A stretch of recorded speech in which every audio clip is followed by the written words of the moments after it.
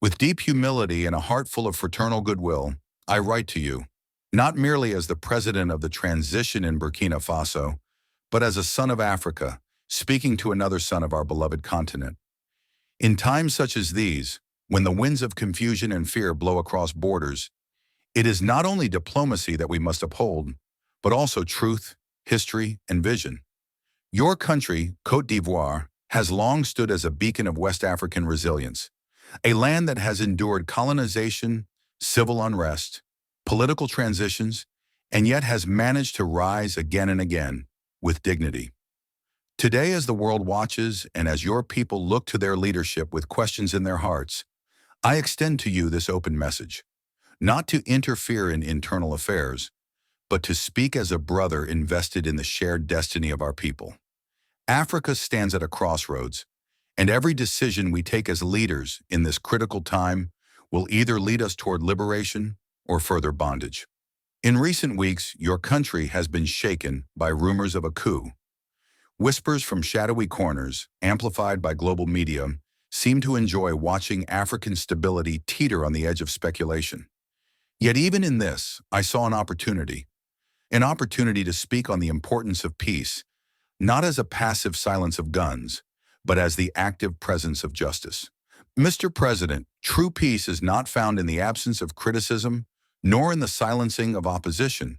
It is built through dialogue, through transparency, and through the sacred contract between a people and those chosen to lead them.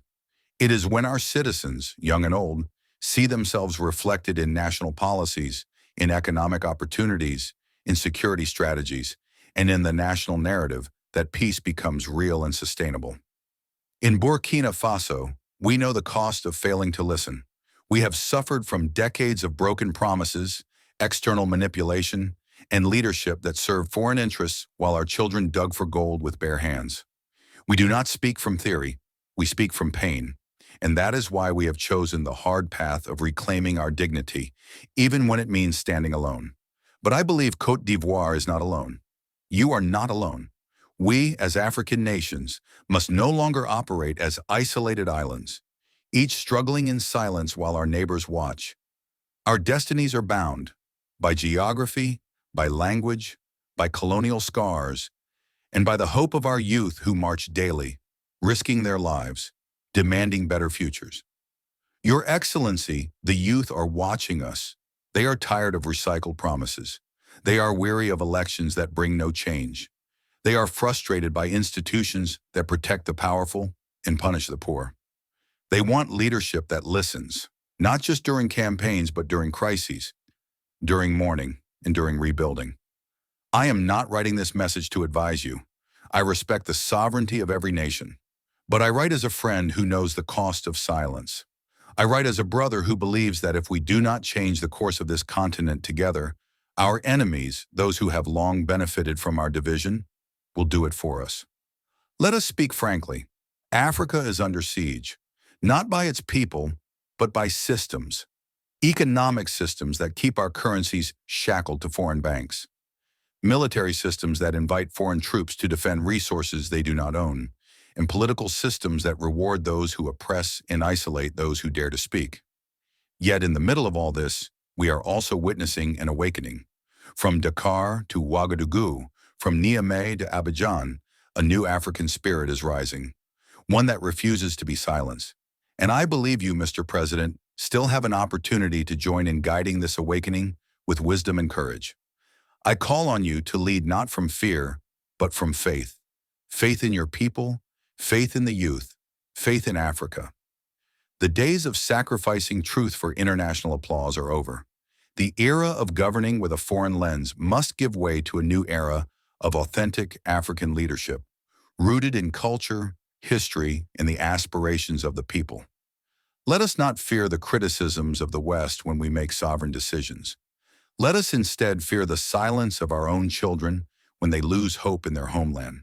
Let us not fear the headlines, but rather the footnotes of history that will judge us not by how long we stayed in power, but by how deeply we transformed lives. Your Excellency, I dream of an Africa where Burkina Faso and Côte d'Ivoire no longer look to Paris or Washington for validation, but to each other for partnership. I dream of a West Africa where our borders are not barriers but bridges, where trade flows, ideas grow, and our armies defend not just sovereignty, but the dreams of the poor. I dream of an Africa where being a president means being the chief servant, not the supreme ruler. I extend my hand to you, not in rivalry, but in unity. For our enemies are not each other. They are poverty, corruption, dependency, and ignorance. Let us rise beyond rumors and rivalries and instead write a new chapter, one in which the name Alassane Ouattara is remembered not just as a leader of Côte d'Ivoire, but as a father who heard the call of a new Africa and answered with courage. Let us choose peace, not peace of convenience, but peace rooted in justice. Let us choose progress, not for elites, but for the market woman, the farmer, the unemployed graduate, and the soldier on the front lines. History is watching, the ancestors are watching, and the unborn generations of Africa await our decisions. With sincerity and hope for a better tomorrow, I must speak also of the African soldier, the forgotten guardian who often lays down his life for a flag he barely eats under, who defends borders drawn by colonizers, yet returns to a home without water, electricity, or recognition. These soldiers, these men and women in uniform, do not fight for power. They fight for peace. They fight for the dignity of their mothers, the safety of their children, and the land their ancestors walked barefoot. How do we honor them? By ensuring they are not sent to fight the wars of others, to guard foreign-owned gold mines while their own villages lie in ruin. We must stop making them pawns of multinational interests. Their blood is too sacred to be spilled for profit. It is time we reclaimed African pride, not the empty pride of flag-waving and slogans, but the deep-rooted pride that comes from knowing we are no longer slaves to foreign currency, no longer puppets to foreign embassies. I do not speak of isolation, I speak of independence. The independence our forefathers died for, the independence we still owe them. Africa must be free, not just politically, but economically, mentally, and culturally. Too long have we measured our development by how many skyscrapers we build, while ignoring the number of hungry children in our schools. Too long have we chased international loans, only to be chained by debt we can never repay. Too long have we praised those who speak English or French, while shaming those who speak Bambara, Murray, Yu, or Dioula. Your Excellency, the African Renaissance is not coming. It is already here. It is in the fire in the eyes of the young people marching through the streets of Bamako and Niamey. It is in the resistance of rural women who form cooperatives and feed entire villages. It is in the voices of artists, poets, and thinkers who dare to dream of a continent that no longer begs, but builds. But for this Renaissance to flourish, we need leaders who are not afraid to speak truth, even when it is uncomfortable. We need leaders who can unite, not divide, who can forgive, not persecute, who can build institutions, not empires. Mr. President, you are in a unique position. You have led your country through turbulent times. You have built international relationships. You understand the complexity of power and governance. But now in the twilight of your leadership, history gives you one more test. Will you leave a legacy that inspires or one that divides? There are many who fear this new African consciousness because it does not bow. It does not seek permission to be free. It does not apologize for wanting to control its resources, raise its children in dignity, and speak in its own voice. But I believe deep in my heart that you still have a role to play in guiding this new era, not by force, not by manipulation, but by courage. Imagine if you became one of the elder statesmen who embraced the vision of youth, who passed the baton with honor, who opened the gates of democracy wider, and who said to the world, Africa is ready to chart its own course. This would not be weakness, it would be strength. The kind of strength that only comes from men who are not afraid to listen, not afraid to change, not afraid to rise. Let us work together, Your Excellency. Let Côte d'Ivoire, Burkina Faso, Mali, Niger, Togo, Guinea, and every nation tired of foreign domination form a new path, not through war, but through unity of purpose. Let us form regional economic zones based on our real needs. Let us share security intelligence, build railroads that connect our villages to our cities, not just to the ports of export. Let us invest in our youth, not just with slogans, but with skills, factories, and technology. We must break the chains of CFA dependency. We must renegotiate contracts that leave our lands poor while foreign companies grow rich. We must fight corruption, not just in government, but in the soul of our politics.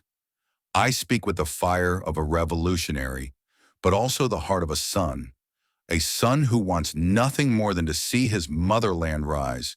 And I believe you, Mr. President, can become part of that rising.